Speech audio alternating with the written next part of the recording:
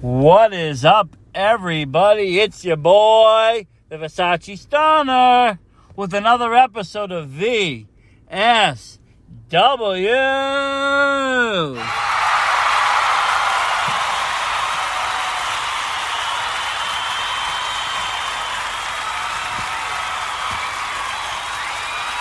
Thank you, everyone. We love to hear you cheer. Tonight, we have with us the Sam Wolf. Woo! He's in the house. What are we covering tonight? AEW's St. Paddy's Day special coming this Wednesday night. Welcome, everybody, to another episode of VSW with me, fresh off our AEW Revolution recap show, where the botch heard around the world has happened.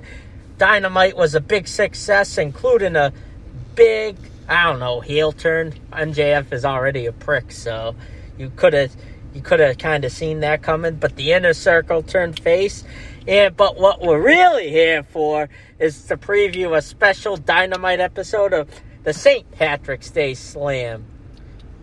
Oh yeah, we're ready for this one. And I have to say, just quickly to touch on that Dynamite, they came back very strong after that botch. They played it off well. They made a joke of it. And calmly trust. Exactly, and calmly trust, and he just made it all work out, that it wasn't that bad. There was an explanation to it all, and it worked out. And now we can be just back on track, excited for AEW wrestling, and this Wednesday night is going to be no different. We have a stacked card to go through. It's going to be great. We're going to go through what matches are happening, what we think is going to happen. Maybe there'll be some surprises. I have one surprise in my head that I'm hoping to see, but I'll get to that later. Let's start off. What do we got first on our card tonight that's going to be taking place at this event? So, fresh off, let's just say the botch, how they capitalized on it. Let's start with the kind of dream match. I'm surprised it's happening this quickly, is the team of Jon Moxley and Eddie Kingston versus the now former Impact World Tag Team Champions, the Good Brothers. I have a feeling that, well, first, let me just say, I think they're former champions for a reason. I think they're going to eventually be AEW Tag Team Champions. Either the Young Bucks are going to drop their titles, or they're going to be facing the Young Bucks and lose to the Good Brothers. But that's neither here nor there. This is going to be just one of those matches that's going to be explosive. The Good Brothers, legendary team in the wrestling scene. They've killed it everywhere they go. From WWE, they were in WrestleMania last year in that graveyard match. They actually technically main evented WrestleMania in that Boneyard match with AJ Styles. The first night, right? The first night they mained it. And now they're back. They were released by accident, I guess I heard. To save money. The story was written that Paul Heyman wrote it down on paper and Vince didn't look, and they were just let go. They did some indie stuff. They did that Talk Shop Mania, which was hilarious. Well, that was a backyard mania that made fun of everything. It was great. Especially one overweight guy dressing as Ric Flair. Oh, that guy was hilarious. And then, Impact picked them up. And they've been back right at it. And now AEW kind of merging with Impact. You got them. They're with Kenny Omega. They're with Kenny Omega. You got that kind of Bullet Club atmosphere back into it from New Japan. They're all heel. And now they're facing the face of the company, Jon Moxley, with the new face of the company, a bigger face, Eddie Kingston. And to capitalize, both of these men that wasn't Jon Moxley, even though Moxley lost to Kenny Omega in Revolution. They were all involved in the botch as Gallows and Anderson helped Omega handcuff Jon Moxley during the timer, and then Eddie Kingston, what thought the ring was Jon Moxley and Eddie Kingston did a great job in a promo, drinking together, and with a fireplace. Eddie Kingston was recalling his life in prison before he was in the indie scene. And how bad anxiety is. Me and you can relate to that, Versace. Oh, I can relate to that. And he played it off really well, showing how his anxiety and everything just kind of overwhelmed him. He passed out. It wasn't so much the explosion itself. He didn't know what was going to happen. The anticipation of that explosion basically passed him out. And it made great sense if you look at it in that aspect. The human body does weird things at weird times. So it makes great sense. And it worked for that storyline, and it made me forget about the botch, to be honest. I went right back to it like nothing happened. You know, if we compare it to another botch like the Hayek botch, where, you know, everybody was kind of unsettled for weeks after Hell in the Cell when Rollins, you know, won that match by stoppage in a Hell in the Cell match. It was like that Saudi show right before the SmackDown in Boston last year when the Fiend got squashed by Goldberg, who botched a jackhammer that same day. There's another one, you know, and these are matches that have stuck in my head a lot longer and has really impacted the shape of the industry. The botch wasn't really that big of a deal. Yes, it made it look lame at the time, but they explained it the next night. And it wasn't the wrestling that was faulted. It was something that happened after the wrestling. So, I mean, I can say at least it wasn't the wrestlers' fault. They didn't know what was going to happen. They didn't know how it was going to blow up. Yeah, and Moxley and Kingston all laughed at Omega, saying that they failed to build a dumbass explosion that little kids do better on the 4th of July with the streamers. Yeah, I think I saw someone said that Tony Khan wrote somewhere that Kenny Omega created it with crayons and a pen and paper. That's so easy, your kid could do it. Oh, I could. He could. Maybe with a couple of Duplo. So we got this huge tag team versus matchup. It's not the main event of the night, but it will probably be right in there, or maybe right in the middle of the show. I think the it first could hour. open the show. It could open the show. As you know, the Bucks title defense versus Chris Jericho and MJF opened the show on Revolution. So I think this will be... Tony Khan's not afraid to open with high-hitting tag match. Shaq's debut with Jade, who's actually debuting later in the night, against Cody and Red Velvet, actually opened the show on TNT. That's true. He's not sure to grab viewers the first hour, especially that first hour, because he wants people to tune in. And this is perfect because you really don't know who's going to win this match. No, you don't. It can go either way. There's many ways this story's going to progress. It's probably going to progress all the way down to Dawn. Well, you could have I honestly think that they're saving Good Brothers versus Young Bucks at All Out in Chicago. If they're able to get fans by then, get out after Double or Nothing. Oh, for sure. For sure they will. I mean, that's a 5-star match. Absolutely. No, this will be at least a 4-star match to start. But I honestly think Moxley and Kingston is going to get the win. And maybe part of MJF's new stable, which we'll talk about a little later. Yeah, but I have to agree with you on this one. I do think Eddie Kingston, I think he'll actually get the win for the team. You know, he did such a great job with everything between the ending, you know, rolling with the botch, the promo to cover it up. I think they're really going to push him a little bit now. He did a really great job making people forget all that anger towards the bot, which should be brushed aside anyways, because these guys sacrifice a lot. Tony Khan really appreciates the fans. I feel like AEW's my promotion. It is. It's the people's promotion. They listen to us. They take feedback very seriously. They're on social media answering questions almost immediately after. Tony Khan is taking questions. You know, you don't see Vince McMahon after Fastlane or after any pay-per-view answering questions on social media. He's actually engaging with the public, seeing what they liked, what they disliked, taking mental notes to make a better show for us. That's impressive to me as a promoter. That's impressive. All right, so we're going to move on to the next match that could be on the card, which is Jurassic Express. It's a 10-man tag match. 10-man tag match. All 3 members of Jurassic Express, Luchasaurus, Jungle Boy, Marco Stunt, and the team of Bear Country, who's New England locally owned, versus the new recruits of the Big Money Matt Hardy stable with Private Party and newly recruits Butcher and the Blade. Got a really interesting matchup here. You got some really powerhouses on one side. Bear Country are powerhouse wrestlers. They're maneuverable, but they're powerhouse. They got strength. Same thing goes with Butcher and Blade. They're powerhouse wrestlers. They all looked really good in that Battle Royal. Everyone in this match looked really good. And then you got Luchasaurus, who is also another powerhouse. But you got technical wrestlers. and high flyers. You got Matt And Hardy Jungle in there. Boy. And Jungle Boy. So it's a good balance of chemistry of different mix-up of And wrestling you got styles. Marco Stunt, who uses his small size to his advantage to fool all opponents to pretend to be weak.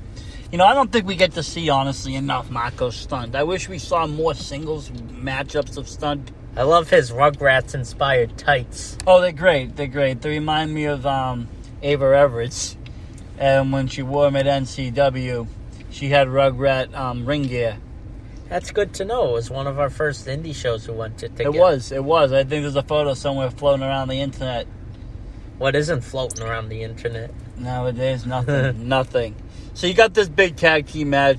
I mean, I think they're going to still continue to push these guys, but I think they really want to make and solidify Matt Hardy as this heel. So I think they're going to give it to Hardy. Because here's how this match happened.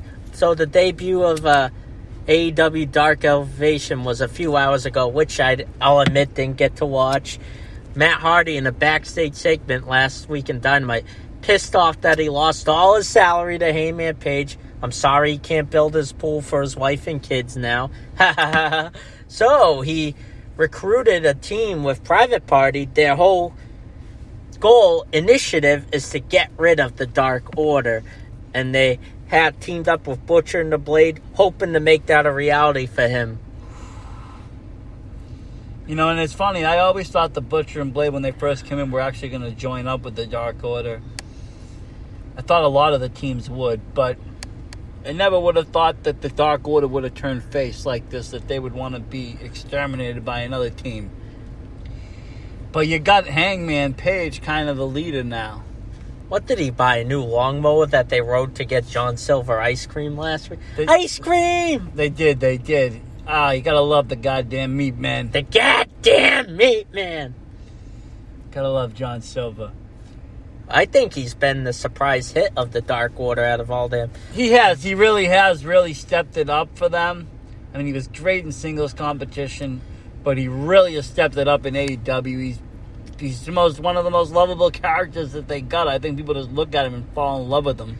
Yeah, originally it was Stu Grayson and Evil Uno's team, but they've lost momentum along the way, but they seem to be having a good time. They don't really fit in with this new face turn of the Dark Order, I feel. No, I feel like it's going to kind of turn into almost like a WWE oddities kind of thing, where you got a bunch of mismatched groups coming out, performing, and just having a fun joke of a time. You got -1, a.k.a. Brody Lee's son, being the honorary manager of the team. I love what Tony Khan and them has been doing for that. Oh, that's great. You know, it's really sad about Brody Lee. It's really, really sad. And I think that honestly impacted a lot of the plans that they had for the Dark Order and where it was going, and the severity of, you know, how severe was this team going to be? Were they really going to, you know, become this serious threat to the AEW world? You know, originally we had commercials join us. If you remember, before the pandemic hit, Stu Grayson and Evil Uno were undefeated in the year 2020. They were the top team. They were one of the top teams. And they're one of my favorite teams, to be honest. I'm always for the heel teams. I like it. I'm kind of upset about one of my heel teams turning face. We'll get to that later. I'm actually not about that. I look at it as a positive point of view, but more to come later. More to come on that one later. So I would say, again, I don't know. It's a double. I mean, who do you think should have win? I think it's going to be Matt Hardy's team. They're going to solidify him as a heel. They have to. He came in kind of as a face. And I assume that they beat an enhancement talent on the new Dark Elevation show with Paul Wright, no more BS, calling the match. So I think they're going to try to solidify them as a trio to go after the potential trios title in the future. It will make a Matt Hardy face, a broken Matt Hardy face return much more epic if he's an epic heel. That's what I think. He's waiting on the fans. He admitted to Jay Stu on 98.5 that it doesn't work without the crowd, the broken gimmick. We all loved an Impact years ago. So we're getting there. I mean, we're getting fans slowly by surely. Makes me happy. Oh, yeah. We'll be back to shows soon enough. Actually, it's sooner than we think. We'll be live April 1st in Worcester for Beyond. That is right. Beyond Wrestling returns to the White Eagle. We've been Get to waiting. see Denver, Colorado. We've been waiting for this one for a while. Since the last one we went to, BC Dub. We want to take this time to pause and please watch Beyond on IWTV with the new Greatest Round Robin series. Oh, yeah, it's been great. Every Thursday night, It's 8 Dickinson, p.m. Yuta. You got some great wrestlers on there. Deppin. Just great. Yuta Whaler. Oh, yeah. And you got the legendary indie star Chris Dickinson. Oh, for sure. First We'll be one. covering that on this Thursday's podcast. We'll be going over the indie scene a little bit, covering Beyond Wrestling, Limitless Wrestling, and Chaotic. But right now, back to the AEW card. So what else do we got next on this one? Our next card is the American Nightmare Cody Rhodes with Arn Anderson versus Penta El Zero Miedo, who is fresh off a heel turn with a new manager, it looks like. He's going to have a new... Is the manager a guest manager? He just revealed that he was trying to translate for Penta. That what they basically did last week was attacking Brandy and Cody Rhodes as a potential newborn, using it to solidify himself, how he got screwed out of the Face of the Revolution ladder match. Yeah, okay. I mean, I don't know how I feel about this Lucha Brothers solo kind of venture. They were a great tag team. Well, they're not really solo. Ray Phoenix and Pac will be competing for the tag titles against the Young Bucks. Yeah, but how does Pac fit in with the Luchador team? He Yeah. really doesn't. I mean, they should have brought in another Luchador. Maybe Luchasaurus should have turned on Jurassic Express or something. I don't know. That's just me. I still want them to be a team for a little while. That's why, I mean, the trio will be interesting. I would have rather seen the Lucha Brothers, though, getting that tag title match. But who knows? You got Pac. Pac is good. He's really good. He had a lot of momentum before the pandemic hit. He finally came back a few months ago attacking Eddie Kingston. They kind of lost what they were going to do with them. I mean, this is going to be a good classic matchup. No doubt about that. But I still think they're going to push Cody to win. Yeah, I mean, he's on fire. Cody is the golden boy of AEW. They love him. He's the man with the most wrestling figures so far in the AEW series. And they teased Lance Archer going heel again. You think they'll have another Cody versus Lance Archer match? After Cody will probably beat him, and then someone will come attack Cody to solidify a feud in either future Dynamite or to promote Double or Nothing. Lance Archer should have never went face. He should have just been that monster heel. I don't really understand why he did. But he should be heel, and it should have been him versus Cody. They really shouldn't be friends. I mean, I'm all for monster heels as being heels. You don't have to get over with the crowd. Lance Archer is one of those people. He destroys things. You got Jake Roberts there. You got these people. I would just leave good alone. But with Cody, you never know. You know, he also does a lot of sacrifice. Yeah. He sacrificed himself for not being able to win the AEW World title. He basically did it for fans because you got people on the internet. We all know how hypocritical everyone is. Most of you guys are good. I'm just saying there's a few funny bad apples. Oh, if Cody Rhodes was the first AEW champion, the Twitter would have shit all over him. If any of the Elite were the first AEW champion, they would have said they just booked themselves to win. And that's fact. They were mad enough at first that it was Jericho, but people eventually grew into it. And Jericho played it perfectly. And when Mox came back and took it, it was even more stronger.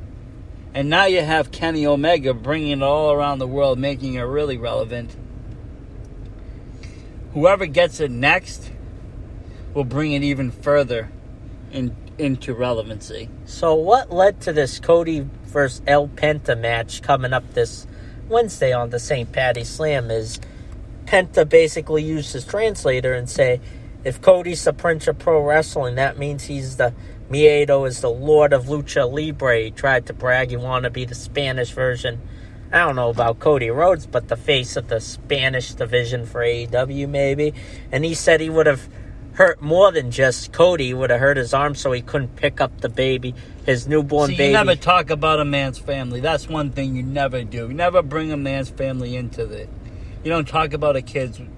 You don't talk about their wives. You don't talk about any of that. That's going to piss somebody off, and you're going to get hurt that way. But too many people on the internet try to attack not only wrestlers, but their families too, and that has to stop. Oh, the fans are just brutal, but I mean, wrestlers know how to... They should know how to shield and block, but... You know, you got these storylines, but that's one thing you never cross as a man's family. I remember, I'll never forget, actually, the NXT TakeOver, where Gargano grabbed the ring. That was Ciampa that grabbed Gargano. Oh, yes, that was. Yeah, he took the ring off of Gargano. Licked it, and threw it into the crowd. And I could just imagine, you're married, you get this wedding band that really means something dear to you, your heart, it's your wife, and then he just throws it. You're never going to find that again. You just lost a piece of your soul. Something like that, when your family gets touched, you see it more and more. That when they beat Papa Buck up, that drove the feud of the Young Bucks to win that match. Absolutely. And before we move on to what happened on Dynamite, before we cover the main event of St. Paddy's Slam with the women's division, I want to make my prediction that Cody and El Penta have a great match. Great match. Cody will beat him. And then, no one's talking about this, I think QT Marshall comes in or either cuts a promo or attacks Cody Rhodes. Somebody will come after Cody to start to build a feud with Cody. Because QT Marshall's turning on all of the Nightmare Family alleys. And he would be next. Could have that. So let's move on. Before we get into the potential main event of an unsanctioned Lights Out match, let's talk about what happened at the end of Dynamite that made up for the botch at Revolution. So, they were going to have a war council for the Inner Circle. So, out of nowhere, right when they were when Jericho was about to announce a new member, MJF said it's time that we kick someone out. And then Sammy Guevara comes out, and turns out that this was planned all along with him leaving the Inner Circle when he revealed footage of a... where they kind of went to Jericho and said, hey, MJF is going to turn on you. They gave him the heads up. The Inner Circle is tight. They talk every day. They even revealed it, and what led to it is MJF talked to Hager and Santana and Ortiz that it's time to turn on Jericho. And right when they were about to turn on Sammy and Jericho, they revealed that they were playing all along. And everybody was with Jericho to turn against MJF. But MJF had a little turn of his own. His own Inner Circle. Right when he was pretending to cry when Jericho's like, it's time for an Inner Circle ass whooping of a lifetime. Then the lights went out. And he was like, I didn't really want to be in the Inner. I got my own. And the lights came on and we seen him. Boom! Tully Blanchard with FTR, Sean Spears, and now MJF. And Wardlow. You got the new Horsemen, really. We have no name for them yet, but imagine if... And what they did was they beat Sammy Guevara up with a chair, and then they brutalized Jericho, made him bleed, and they took Jericho all knocked out and powerbombed them through a table near the entrance. You have an all-star team there, right there, for a stable, no matter what they do. I mean, both of those stables are incredible as far as talent-wise. MJF never really needed to be in Inner Circle. Inner Circle was perfect without him or with him. Either way, MJF is great. Now you got MJF running his own with the likes of, FTR. They're one of the greatest tag teams to don AEW. They're the only Triple Crown tag team champs in WWE history. They really are. Winning both Raw, SmackDown titles and NXT tag titles. I mean, it's unfortunate they weren't used properly, but, AEW certainly is capitalizing on them. Having them win the rung and having that dream match with the Young Bucks at All Out last, which was the best part of All Out, was that tag match. Oh, yeah, it really was. And, I'm a great fan of them. I like their style of wrestling. It brings me back to a style of tag wrestling when tag team wrestling meant something. Absolutely. And these guys worked together as a team. It wasn't just, pop-up tag teams where you'd have just two random guys. These people would come out with matching gear. They would have a solidified finisher. I'm talking people like the Rockers, Legion of Doom, Demolition. They would have a finisher. They would work together. They would come out together. You don't have that anymore in a lot. You have these mixed match teams, and then you have just regular tag teams. AEW has done a great job by bringing the tag division back to wrestling. You get a lot of great teams in them. Besides the Young Bucks, you have Private Party. You have the Butcher and Blade. You have, the Inner Circle. You got guys like Best Friends and Orange Cassidy or Jurassic Express with Jungle Boy Luchasaurus that have their own movesets. I was watching an old video of Orange Cassidy in a tag team of tomorrow tournament from Beyond.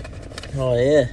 And he did great. And you see these kind of guys now, and they're even doing better. And we have a ton of tag teams in AEW that really are on display every time we see it. And it's great to see because tag wrestling has been lost for so long, I feel, in wrestling. I agree, and AEW's legitimizing it. I want to see at some point a Big 4 AEW pay-per-view end with a tag team match with the titles on the line. I'd like to eventually, to be honest with you, see a tag team ladder match again. We've seen that first one for the AAA titles. With the Young Bucks and the Lucha Bros. Yeah. I'd like to see another one of those. Or a steel cage tag match. A tornado tag match. Something. And they capitalize on the new MJF stable. What if they do for Double or Nothing MJF's new stable versus the Inner Circle in a blood and guts match? Yes, and and to be honest with you, I think eventually down the line, FTR will become tag title champions. And, MJF is overdue for at least the TNT champion. He'd be perfect as that and then go for the world champ title. That quote-unquote dictator John screwed him. There's no better face in the industry that he could really hurt that would get people over right now than would be Darby Allin. Absolutely. Speaking of Darby, he faced Scorpio Sky, who won that Face of the Revolution ladder match, but made Scorpio Sky lose. And then, right when he was checking on Sky turns heel on Darby and knocks him out. See, I had a feeling one of them had to turn heel. It wasn't going to have just a straight face versus face matchup. A heel Scorpio Sky could be good. We might see a more dangerous and more devious Scorpion Sky. Especially with Frankie Kazarian and Christopher Daniels being the head of talent relations for AEW, they're taking a huge step back with their in-ring career eventually, so it will help him go even further. And I think Sky wants to branch out of the SCU gimmick. And it's about time. I mean, the SCU has worked for many, many years. And Sky almost beat Chris Jericho last year in the night before Thanksgiving for the AEW World title, so he's been overdue for a singles run. Definitely, and he does. He has it. He has it in him to become the world champion eventually. So I will definitely be keeping an eye on him and where he goes from now until then.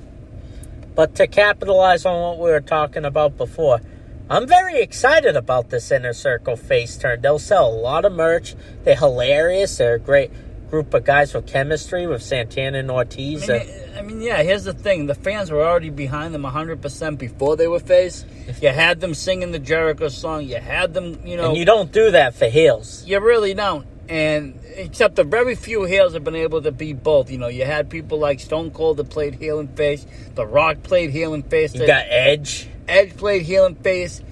Kane played heel and face. And we all know their new signee, who's a commentator, can't make up his mind. Big Show's known for that. But these people were all loved as either or, but usually it's either one or the other. In this case,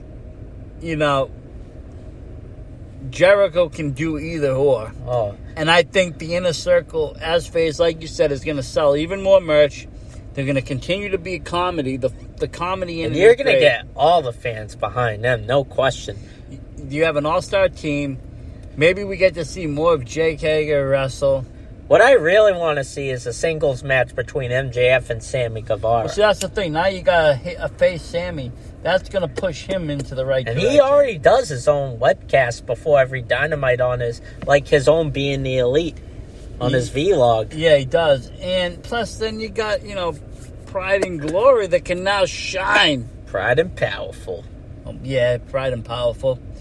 But they haven't really, I say it wrong because I haven't really been exposed to them much. They came in and for the most part, everybody that's been there in the Inner Circle, besides Sammy, besides MJF, we saw Hager once, we saw Santana and Ortiz a little bit. They really haven't wrestled much as solos outside of the Inner Circle.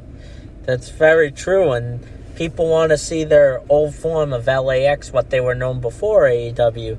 Before them, they wrestled in many promotions in New England. That's what I've known them as, was LAX. And that's what I remember them for. And I was very excited when they debuted, and I was very disappointed later on when we didn't get to see them wrestle that much. They debuted after that ladder match attacking the Young Bucks at All Out before they had the TNT deal. Yeah, they did. What a great debut. Wearing former presidents as disguises. And it was great. It was funny, and it made me even fall in love with the Inner Circle even more. I loved their hangover impression skit that they did with MJF when they were all drunk and everything. It was hilarious. That was good. The other one was really good when he didn't have a ticket to get in. Where's my ticket? And Jericho screaming in the stadium. Oh, I love Jericho face. When Jericho whines, it's the most funniest thing in the world for me. Love it.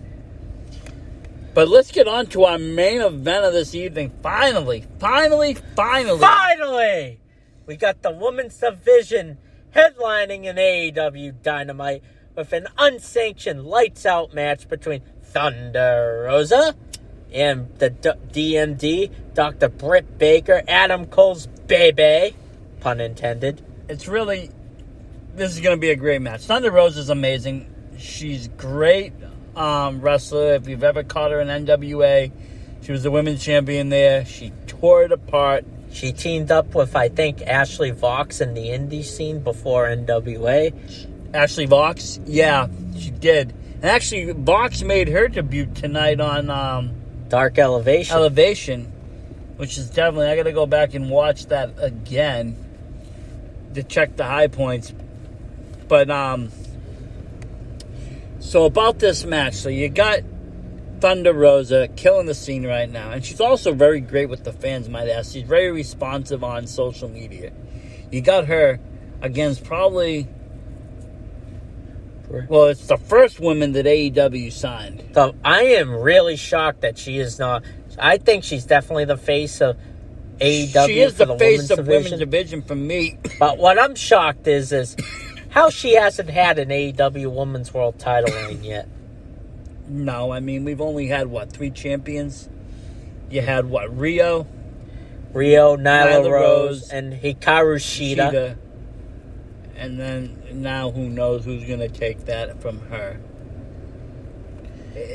It should be Britt Baker champion eventually, and I'd like to eventually see a champion Britt Baker take on a Chris Statlander for the AEW Women's Championship. Or you could have Thunder Rosa versus Chris Statlander, too, which would be amazing, especially when Chris returns. Oh, I can't wait for her return. But you got all these women. I feel like she's going to be... Or maybe even tag team matches. Her and Thunder might tag. You have all these women that are going to really dominate. And one of my other favorite women that hopefully we get to see soon really take off is Abaddon. Well, Abaddon was like a female-ish fiend, or I don't know about the Undertaker vibe, but she's more like that Fiend, Papa Shango, Boogeyman kind of vibe. I don't know where she has been lately. I think she's been injured, to be honest. She might be. But this match is going to be great. It's the first time AEW is letting the women headline a Dynamite. Which is great because, believe it or not, besides last week, the past few Dynamites, according to Meltzer's quarterly ratings, the women have been gaining the most ratings. Really? I mean, especially Rio versus Serena D. That drew the most a few weeks ago. And you had that, the new woman signing of Ryu Mizunami. You got her in there. That's kind of caused quite a stir in who's AEW. really caused a stir that might be annoying some fans, people either love her or hate her, is Maki Ito, the new signee who was a Japanese Idol reject, who's been hilariously entertaining through this whole thing. Oh, she's been... Her moves are funny. Her gimmick is hilarious. Singing in Japanese, that's how... She reminds me of like television. An anime kind of girl character just coming on, just destroying. She's Japanese culture all in a person, and it's great. I love her. I might not be a big fan of her in-ring wrestling, but I'm a fan of her as a character. And I think that's her whole point, is for her to show more of... Mizunami is showing more of the charisma with the in-ring experience, and Ito is showing more of her character, even pretend to botch moves a little bit while she's laughing her ass off while making wrestling moves. It's pretty priceless, if you ask me. It is, and it brings a new layer to the division. It really does. And I think this match could go either way. Thunder Rosa has all the momentum to win this, though. They love her. And what caused this to even go further is the six-woman tag last week with Shida, Mizunami, and Thunder Rosa beating Nyla Rose, Maki Ito, and Britt Baker's team at the end. And what happened was, as soon as Thunder Rosa spiked Ito and pinned her, all the women came in, including Vicky Guerrero, and Rebel's Crutch was used to trap Thunder Rosa's head and trap her, with Britt Baker using the lockjaw to try to break her teeth, causing Rosa to bleed. Might have caused the last laugh. But I still think they're going to brutalize each other, as Britt Baker and Rosa have been attacking each other backstage for a few months in AEW television. Oh, they have, and it's been getting more and more brutal. These girls are very hands-on, and they know how to brawl. And I think that's what's been really drawing the fans into this, is how brutal these fights have gotten. Thunder Rosa knows how to give an ass-kicking, and she will. She's not afraid. She's not afraid of anything. She'll stand up to anybody. She comes out whenever she feels like it. She doesn't care who the champion is. She's great. Britt Baker, very bold. She thinks she's the best. She might be. She brags quality. About her dentist skills. The dentist, doctor. Uses her assistant Rebel to do all her dirty work the past few months since the summer. You have all of this going on for her, so this is going to be a close contest. I think, in a way, Britt Baker's the underdog in this, as Thunder Rosa has all the strength and all the momentum, but Baker could definitely easily pull it off too, though. And she's got tricks up her sleeve to let her win this match. Absolutely. What an honor for the woman, the main event, and the face of their own division is Britt Baker and Thunder Rosa. I think, believe it or not, since win and loss records don't count in unsanctioned matches, I think they're going to give it to Thunder Rosa to make her look dominant, and then Tony Khan will announce on Twitter, hopefully, that they have signed her to AEW, and she can still do NWA whenever that goes back on the air. That would be nice, and then let's get a match going. I think, that could work, and I think, like you said, maybe it's kind of a trial match. She's not really with them, so an unsanctioned match, then we sign it. We get the sign in. and continue to feud with Britt Baker. And I think the next time they meet in the square ring, say if it's for the AEW Women's title in months from now, I think Britt Baker will get the upper hand. But I think since win and loss records don't count, they'll give it to Thunder Rosa. Very good point there, and that will elevate her into being even more of a fan favorite than she already is now. Sanctioned matches. We saw the best AEW dark match ever in Boston with Joey Janela and Kenny Omega. Oh my God, what a matchup that was. You know, there was ladders involved, people jumping from those ladders. Joey Janela was pretty impressive that night. Kenny Omega was great. Oh, he was phenomenal. He knew how to do all of those. And Janela's a hardcore expert, so they combined with great chemistry. And another lights out match AEW did, maybe it was their last one they've done, was Full Gear a year and a half ago with Jon Moxley and Kenny Omega the first time. But the win and loss record, they fucking destroyed each other. Oh, they killed each other. And, you remember Moxley saying, you don't want to put me on the record, you don't want it to be official, then fine. So be it, we'll make it unofficial. And they killed each other, and that really set up for that last match that they had, to make that death match even more relevant. And with these two matches that they had, the unsanctioned matches, you think this adds pressure to Rosa and Baker to deliver on Dynamite? Oh, it sure does, but I think that they can. They're both capable of delivering. There is no doubt about that. And what's your prediction? I already gave mine before we sign off for the night. You know what? I'm going to say that I think Britt Baker sneakily takes the victory in this somehow, some way. She has her assistant. She has tricks up her sleeve. I think she takes and steals the win. I still think AEW will sign her. Maybe they'll feel bad for Thunder Rosa and sign her, but I think that Britt Baker takes the win. Fair enough. We differ on the results, but we'll find out this Wednesday for St. Paddy's Day Slam. Before Disable signs off for the night, I just want to give you folks that what we're going to try and do in future podcasts is cover all mainstream wrestling, WWE and AEW, around Mondays, and we'll capture our local indie promotion, including Beyond Limitless, who has a pay-per-view Double Vision coming up, and Chaotic Season 2. We'll try to cover that towards the end of the week, and on Mondays we'll try to cover WWE and AEW. Pay-per-view recaps, etc. And we will get a WrestleMania 2 podcast edition right before Mania in a few weeks. We'll have one of our friends over, too. We'll have a triple threat podcast, discover what will go on Saturday or Sunday. Exactly, and keep continuing to listen also for my solos. I've been covering WrestleManias. I started with 1, I did 2, 3 will be coming out soon. We're going to try to do them all before 37 hits. What a feat. We have a lot of things coming our way, so definitely stay tuned.